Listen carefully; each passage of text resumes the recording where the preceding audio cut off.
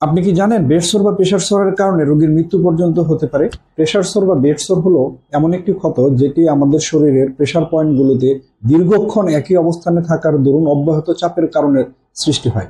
প্রারম্ভিকভাবে আক্রান্ত স্থানে লালচে বা নীলচে বর্ণ ধারণ করতে পারে, পরবর্তীতে ফোসকা পড়ে সেটি ফেটে গিয়ে ক্ষতস্থান তৈরি হতে পারে। কখনো কখনো আক্রান্ত স্থান শক্ত হয়ে কালচে বর্ণ ধারণ করতে পারে এবং সেখান থেকেই আস্তে আস্তে গভীর ক্ষত তৈরি হয়ে নিচের মাংসপেশি এমনকি তা হাড় পর্যন্ত ছড়িয়ে যেতে পারে। তো কাদের প্রেসার সোর বেশি হয়ে থাকে?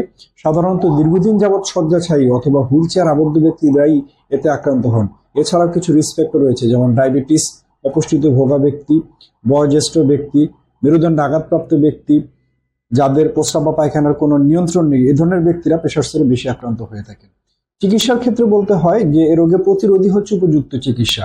দীর্ঘদিন ধরে বিছানায় আবদ্ধ বা হুইলচেয়ার আবদ্ধ ব্যক্তিদের প্রতি নির্দিষ্ট সময় পর পর অবস্থান পরিবর্তন করে দেয়া, বাতাসযুক্ত বিছানা ব্যবহার করা, ত্বকের যত্ন নেওয়া, ত্বককে যথাসম্ভব শুষ্ক রাখার চেষ্টা করা প্রভৃতির মাধ্যমে প্রারম্ভিক পর্যায়ে এটি নিয়ন্ত্রণ সম্ভব।